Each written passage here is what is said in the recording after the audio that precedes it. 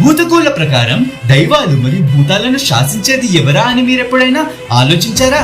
తులు నమ్మకం ప్రకారం బెర్మెరు లేదా బ్రహ్మ దేవతలను మరియు ప్రకృతి సముదాయాలను రక్షించే భూతాలను సృష్టించి నియమించిన లోకాధ్యక్షకుడు. ఆయన భూతలోకాన్ని పాలిస్తూ మానవ లోకం, ప్రకృతి మరియు దైవిక శక్తుల మధ్య సమతుల్యతను నిలబెడతారు. భూతకోల ప్రారంభం ఎప్పుడు బెర్బరుని పవిత్ర మంత్రాలు, అగ్ని మరియు చెండమేళంతో స్వాగతిస్తూ మొదలవుతుంది. ఈ సమయంలో బెర్మెరు దైవం భూతవేషం ధరించిన ప్రదర్శకుడిలో ఆ జీవాత్మ ప్రవేశించి దైవిక వాక్కుతో మాట్లాడేలా ఆశీర్వదిస్తారు. ఆ క్షణంలో మానవ మరియు జీవాత్మ లోకాలు ఏకమవుతాయి. బెర్మెరు ఈ దివ్య సంగమానికి పరమ సాక్షిగా నిలుస్తారు. బెర్మెరు సన్నిధి ముందు నారికేలం, బియ్యం, పుష్పాలు మరియు ధూపం సమర్పిస్తారు. ఇలా దృశ్య మరియు అదృశ్య శక్తులను సృష్టించిన పరమ సృష్టికర్తను గౌరవిస్తూ ఆ భూతకోలను ముగిస్తారు. తులు సంప్రదాయం మరియు భూతకోల గురించి మరిన్ని కథల కోసం మా ఛానల్ కి సబ్స్క్రైబ్